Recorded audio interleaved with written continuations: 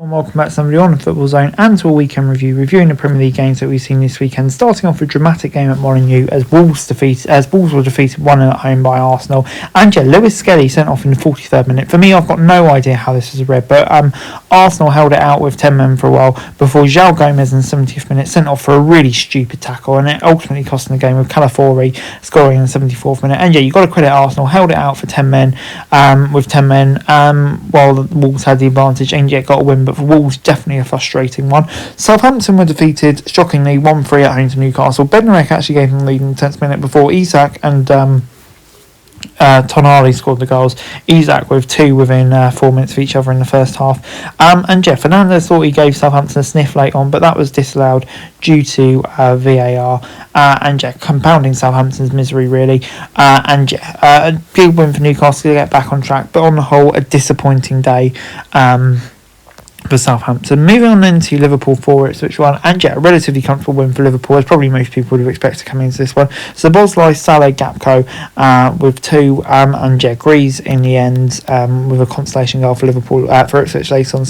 A really comfortable win for Liverpool this one, strengthening their title chances. They never really looked in doubt here of losing this game, and so it proved. Ipswich, they would have always seen this as a bit of a free hit, but still disappointing. Maybe not to give them maybe a slightly more competitive show, but I think in the end, I don't think many of them will be too shocked with how it panned out, really. Everton continued their resurgence under David Moyes with a really impressive 1-0 win away at Brighton. It was Ndiaye in the 42nd minute who gave Everton the lead. In the end, Brighton puffed and puffed, but in the end, I didn't really think they were that likely to get an equaliser from what I saw. Just didn't really create enough great chances. After a bit of a pick-up recently for Brighton, that'll be a really disappointing result. I think they'll be really frustrated with that. But Everton, 2 wins on the trot, and I think David Moyes is kind of working his magic straight away. Moving on into Bournemouth 5, Nottingham Forest 0. What a result for the Cherries. Cliver, Otara with a hat-trick, and Semenyo with the goals. Unbelievable performance from Bournemouth. They absolutely dominated. Forest were clinical and in the end got the win. I think Forest will just treat this as off as more of a bad day than anything else. For Bournemouth, they really can be looking down the eyes of Europe now under their remarkable run of form under Iraola. Incredible to see what's happening at that club right now. Moving on then to Manchester City, and they came from behind to defeat Chelsea 3-1. A mistake from new boy Koshnov gave Chelsea the lead early on, but Gvardiol, Haaland and Foden in the second half turned it around for Man City and gave them a much needed win, moving them into the top 4. And I do think, Chelsea will be disappointed with this result. They didn't really create enough. City getting a win, it's a big win for them and kind of makes them feel like they are just starting to get back to somewhere near their best. Moving on then to Tottenham 1, Leicester 2, a hugely disappointing result for Ange Postecoglou. And it's results like this, especially off the back of Tottenham's recent run of form, where he makes it feel like it could well be the end of the road for him at Spurs. It was Richarlison who gave them the lead before Jamie Vardy scored, and then Leicester took the lead in the 50th minute within 5 minutes of that goal. A remarkable result for Leicester given their recent form. And I think in the end, Tottenham can't have any real complaints.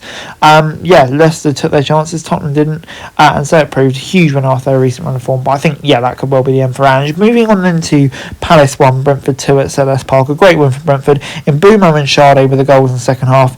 It was a nervy finish when Issei got the goal to make it 2-1. But in the end, Brentford held them. I think they'll be pleased with that. I think in the end it was probably a pretty deserved win for Brentford.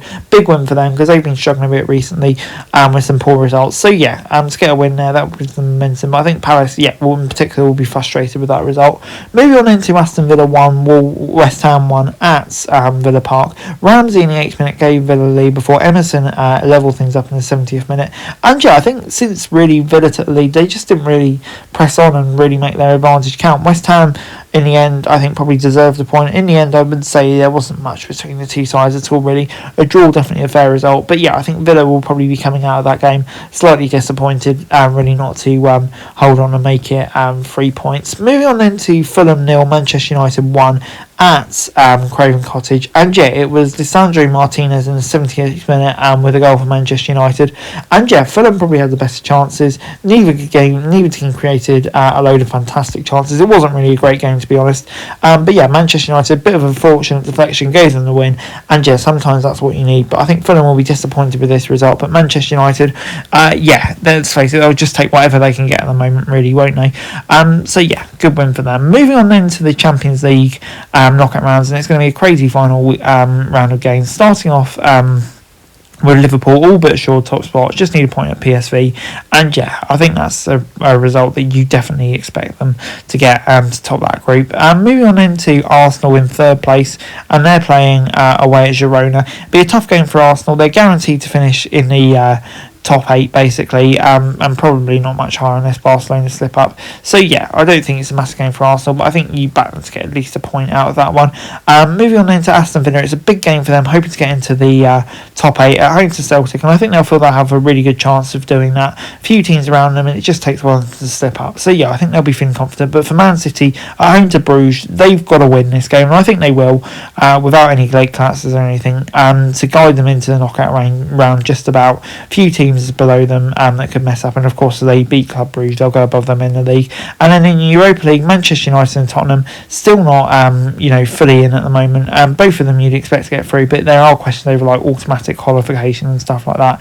Tottenham at home to Elfsborg, you'd expect a comfortable win from that one to send them through quite comfortably. And Manchester United away at Basel should be a tough game, but I think they'd have enough to go through. That's it for this video. Thanks very much for watching. Remember to like, share, subscribe, follow us on our socials, link in the description below for daily football news, meme and content. Subscribe to our other channels on screen right now, that'd be greatly appreciated. Thanks very much for watching. Peace out.